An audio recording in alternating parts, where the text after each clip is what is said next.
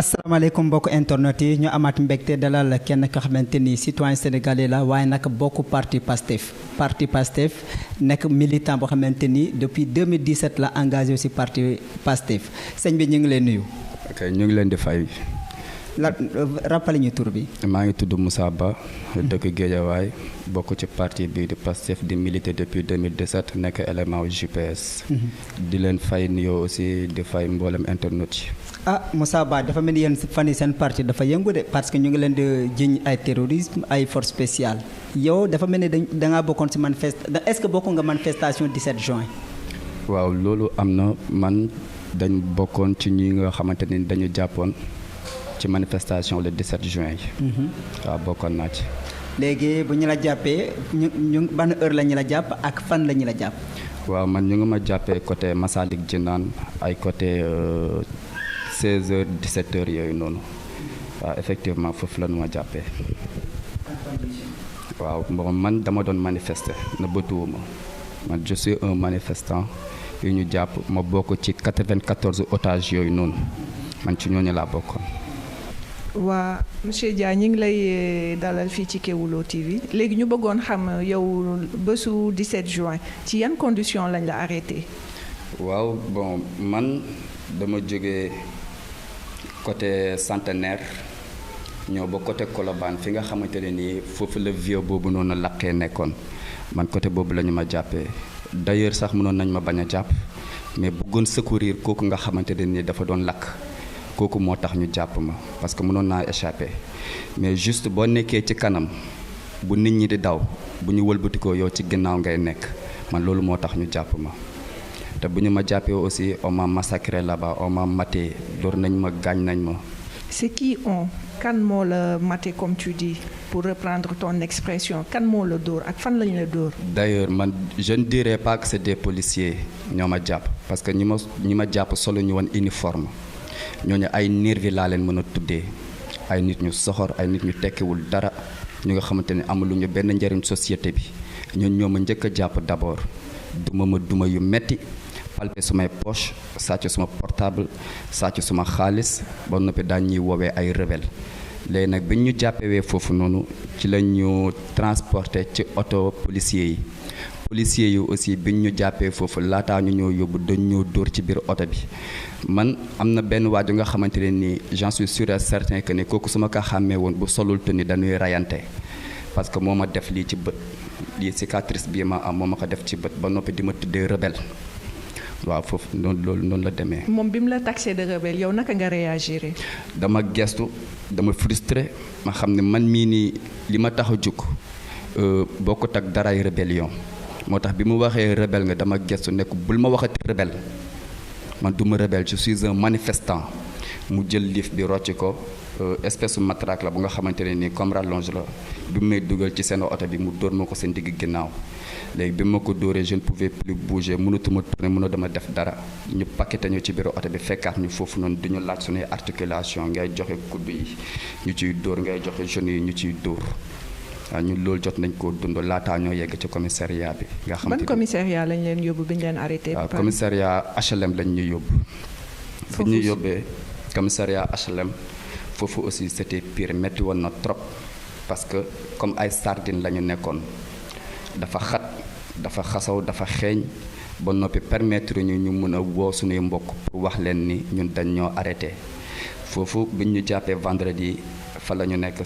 vendredi samedi dimanche ba lundi matin à la première heure pratiquement 7 heures ñun lañ ñu déféré parquet. pendant 3 jours yooyu amoo leen benn contact ak seeni parents seeni andi jàmm seeni avocat amoo leen occasion pour woo kenn pour wax prévenir. si man jot naa woo samay parents woo naa leen parce que dafa am benn waaju nga xamante ni dafa xamanteeg policier boobu noonu moo ko may mu woote. léegi kooku bi mu koy may muy woote ci laa profité ne ko abal ma téléphone bi balaa nga koy jàllale bu ma joxee téléphone bi ma wax ku muy waxal noonu de l'autre bout ma ne ko wooteel ma ci numéro sàngam nga contacté ko nga ne ko Moussa Ba dañ ko arrêté ci manifestation yi mi ngi commissariat bu HLM. d'accord léegi yéen lundi bi ñu leen présenté devant le juge comment ça s'est passé. waaw ñun ba tey jàkkaarloo wuñu procureur jàkkaarloo wuñu juge loolu nag mu jaaxal ma trop. parce que dama yaakaar ne le maître des poursuites c'est le procureur mais ñun toujours ba nii may wax ak yow ni ba ñuy libérer le vendredi jàkkaarloo wuñu ak procureur jàkkaarloo wuñu ak juge toujours ay retour de parquet rek la ñuy am ndax bi ñu jógee parquet dañ ñoo delloo commissariat central muy suñu premier nuit bu ñu fay dem mais bu ñu fa demee fekk nañ fa ñeneen ñu nga xamante ne nii ci beneen violon bi la ñu nekkee parce que commissariat central gris yi dañoo jàkkaarloo bi ñu ñëwee nag fa la ñu fekk yeneen ñooñu dañ leen di woowee les forces spéciales xawma ñooñu foofu lañ leen fekk. d'accord yéen donc yéen ban loo ci ban loo ngeen bokkoon vu que dafa am ñaari loo yi force spéciale yi yéen ban loo yéen fan lañ leen dugaloon. waaw ñun ñooy les 84 otages ñun ñooy les 84 otages yu ñu jàppee woon ca manifestation un peu partout à Dakar ñun ñooñu la woon. ngeen a jàkkaarloo ak xamante ni mooy les forces spéciales bu ngeen a demee foofu noonu ñan ngeen fekk ñamante ni ñoom la ñu qualifié ni les forces spéciales. bon am na ñu nga xamante ne nag jot naa leen gis ñu jàll ci presse bi mais xamante wuñu foofu noonu mais mën naa see tudd ñaari nit ñoo nga xamante ne ni kenn ki laaj naa ko noo tudd parce que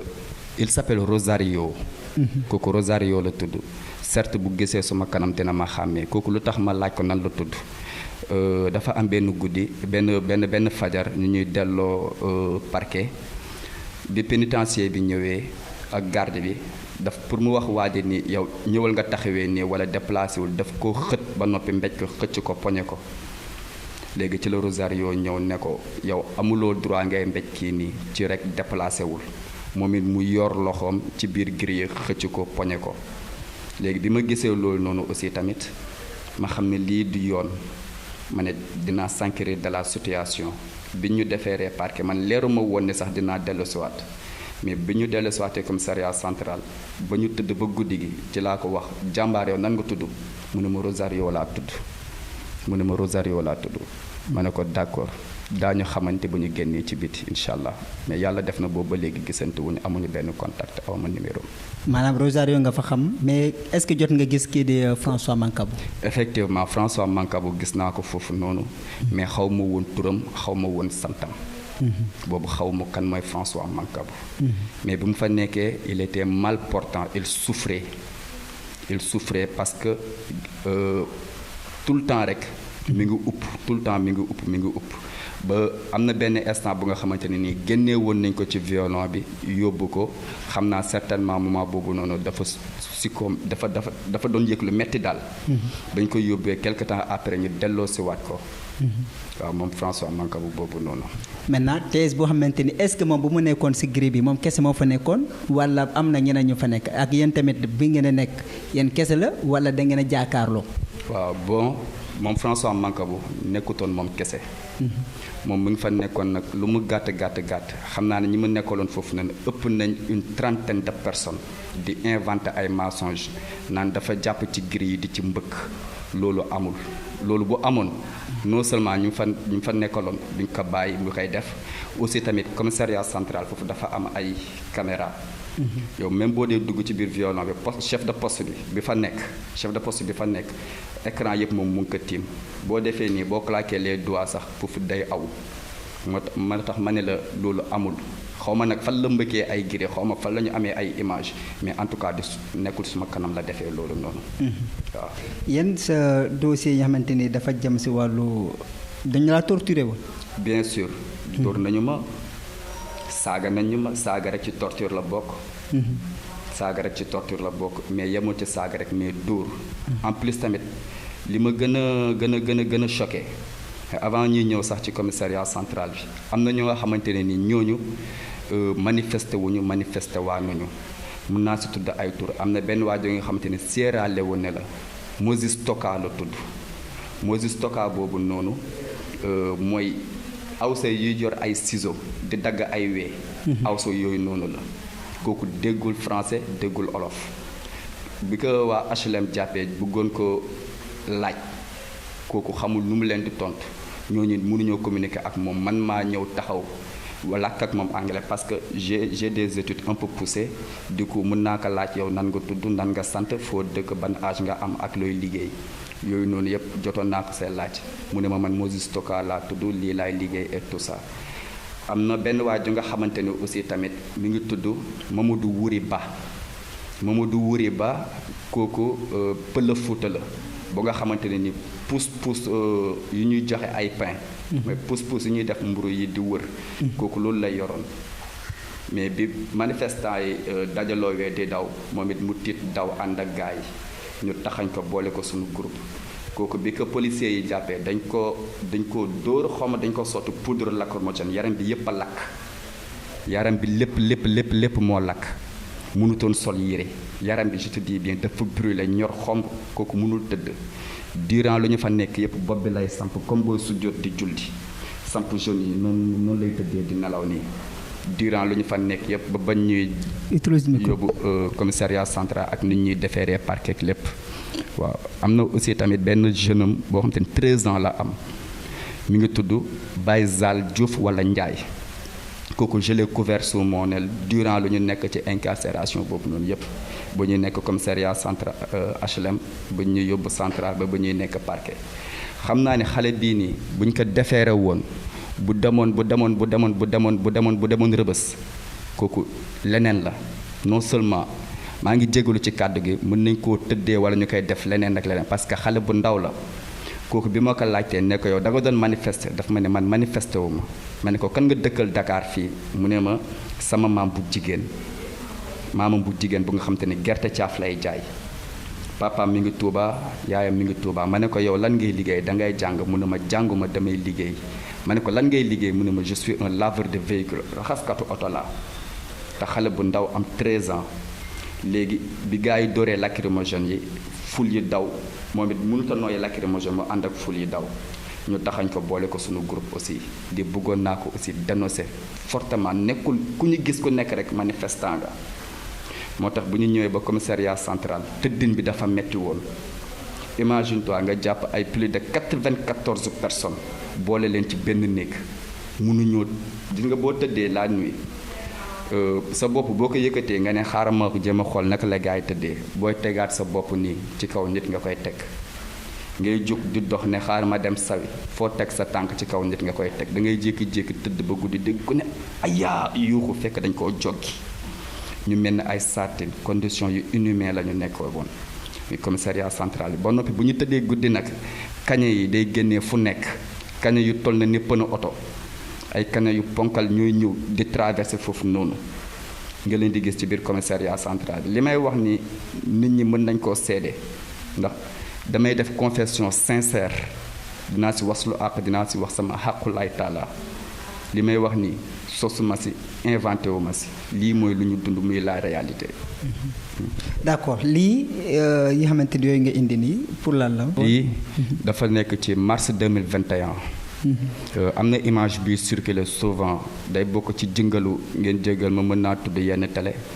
jëngalu Sen TV dama koy gis souvent jëngalu Walfadjri souvent ma gis ko sax ci benn plateau espèce plateau TFM boobu noonu souvent ñuy wane suma image. image boobu noonu mooy waa ji nga xamante ne moo soloon lii nii porter le drapeau ñu dóoroon ko bal buntu section de recherche cette personne là c'était moi mais ñun même bu ñu blessé. bu la gars yi génnewee ci biir foule bi foofu dañoo bari woon nous étions des milliers et des milliers de personnes oto yi amuñu woon accès si ñun pour ku blessé rek ñu mën la jël yóbbu la nga dem jël say soins et tout ça. foofu boo blessé nit ñi doon manifester ñoo lay foog génnee la ci biir foule bi yóbbu la quelque part pour que yenn oto yi mën la ñëw kii mais man oto Walfadjri laa wax dama ni oto Walfadjri ñoo ma jël yóbbu ma ba Abbas Ndaw bi ñu ma déposé Abbas Ndaw may def foofu sumay soins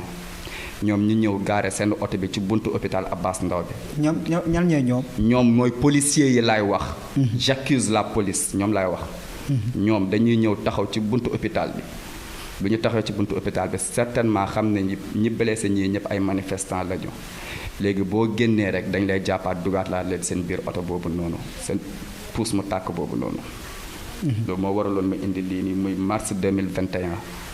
étudiant boobu ñuy wax moom la ñu dóoroon bal si tànk cette personne là c'était moi parce que je me trouvais aussi au front. waaw. maanaam kon yow amoo sens manifestation bu amee rek dañu lay jàpp. bon du tout le temps la nu may jàpp. d'accord maintenant sa arrestation mars 21 loolu tam mën nga si ñëwaat. mais bien sûr parce que sunu leader le président Ousmane Sonko. dañ ko bëggoon arrêté ci arrestation bu nga xamante ne ñëpp xam nañ ni ça c'est des sottises c'est des mensonges. Man de gëwuma ni viol am na fa gëwuma loolu noonu ñu doon wax. du coup bi mu wootee daa ne maa ngi woo ñëpp suba ci résistance. ñun ñëpp bi mu wootee après di man xaaruma de midi à 14h à la première heure rek dama ne xaarama dem pëtt këram. parce que lu jiitu mars 2021 boobu mooy le 5 beeg ak le 4 le 3 amoon na beneen bu jiitu woon maanaam amoon na 8 jours avant wala 13 jours avant benn bataille bu amoon diggante ñun ak alkaati yi muy buntu kër président Ousmane Sonko ñu jàppante woon nag ñoom foofu noonu. ba finalement ñu teg loolu ci suuf. mais après nag bu ñu indee convocation bi mu war a dem mu woote résistance ma ne nag man dinaa génn apporter ko man aussi tamit suma soutien. waaw loolu noonu nag muy le 3 bi le 4 bi loolu dara jotuma ci parce que dem naa ci ñaar yooyu mais le 5 bi nag boobu dafa metti woon toute la journée ñu nag ñoom ñu ngi woon ci terrain bi ñu nag ñoom ñu ngi woon ci terrain bi ba après buntu section de recherche foofu ba ñu fa taxawee.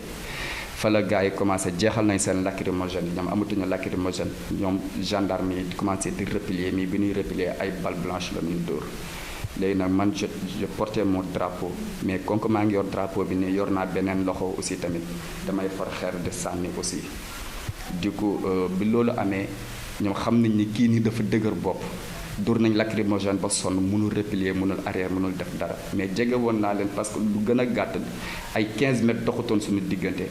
maa ngi seen waaji mi ngi natt nii pistolet bi du xool xam naa daf ma doon jéem a xuuxal pour ma arrière wala sinon ma daw mais xam naa ne moment boobu noonu bal yi ñu ngi sifflé mais ñun lu ñu doon yóbbu foofu noonu c'était sentiment boobu moo gënoon fort parce que ñun ñëpp tay la woon nañ suñu bakken bii nii jaraloon nañu ko parce que ce n'est pas la personne du président Ousmane Sonko qui est important ce n'est pas sa personne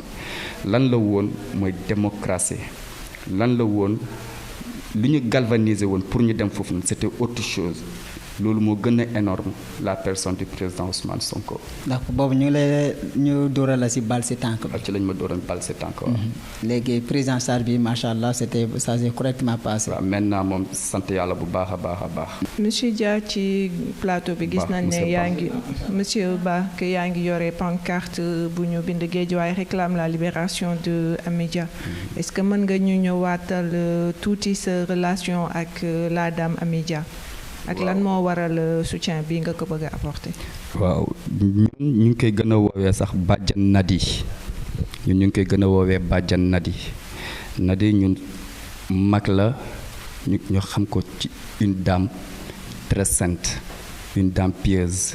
ku waxam bariwul mais nag ku am ngëm-ngëm ku am iman waxtu prière d'ailleurs moom moo ñu koy rappelé. kooku noonu la ñu ñëw tey jiiñ ko force spéciale xawma terroriste mooy 12e élément bu ñu doon war et tout ça ñëw kidnappé ko këram fekk ko këram kidnappé ko mu yor ay tout tànk yu ndaw ñu yóbbu ko ba tey jii nii ñun mënuñoo am d'ailleurs neen maa ngi dégg ñu ne yóbbu nañ ko mandat de dépôt xawma après les élections la war a taxawaat et tout ça loolu may laajte ñun ci ban dëkk lañ nekk dans quel pays sommes-nous là nom de Dieu ana justice. moo tax man j'accuse la justice dëkk bii nii ñuy wax ni fii justice amu fii administration amu fii yii nii dañ ko war a pointer du doigt pour ñëpp xam ko même sunu condition bu ñu nekkee woon commissariat central avant manifestation le 17 bi le 8 amoon na benn rebelle bu ñu fi jàppe woon fii nii ñu koy wax Ousmane Kabiling Diatta. D'ailleurs, il ne s'appelle pas Ousmane Kabiling Diatta, pour votre information. Il ne s'appelle pas Ousmane Kabiling Diatta, il s'appelle tout court Ousmane Diatta. D'ailleurs, amoon naa image am parce que le 17 lañ ñu jàpp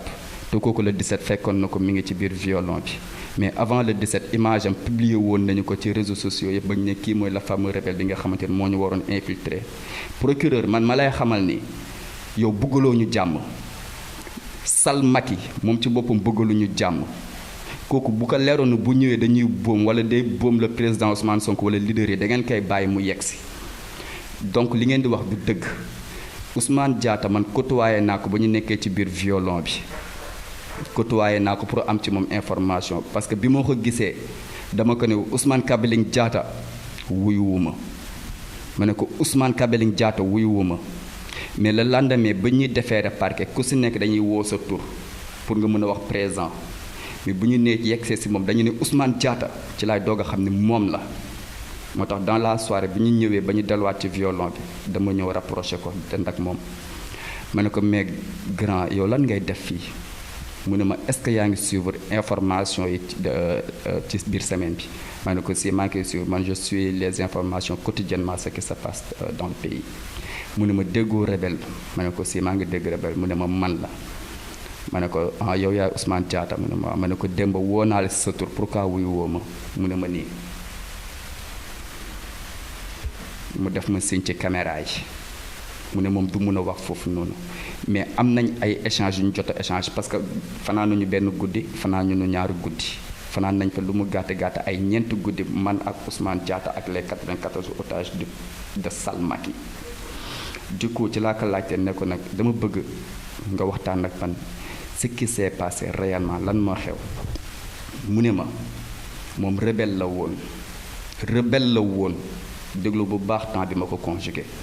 rebelle la woon mais génn na ci Macky bi depuis bi président Ablaye Wade laajtewee woon ana ñan ñoo bëgg a defaat réinsertion sociale déposer les armes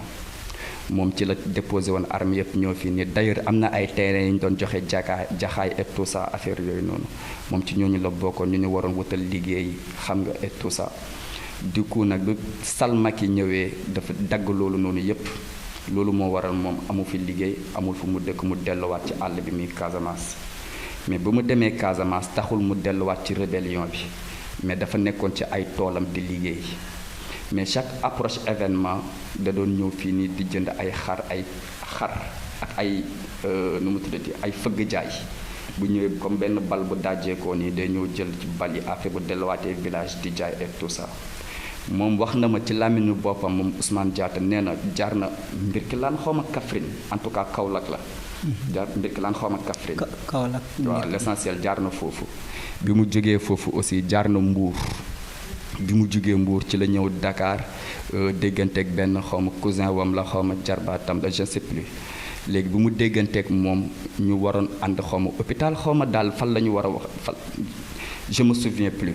mais nee na am na fu ñu waroon ànd ñoom ñaar hôpital xaw ma kee il était souffrant et tout ça kooku jàppee woo ko foofu noonu yaa ngi ko jàppee ci dépôt wu Dakar Dem Dikk bu nekk Wakam Mermoz Ousmane Diatta nee na li ngay wax du dëgg te man Ousmane Diatta laa gëm góoma la yow procureur li ngay wax Ousmane Diatta nee na fi ñu ko jàppee mooy dépôt Wakam Mermoz dépôt Dakar Dem Dikk bu nekk Mermoz fa nga ko jàppee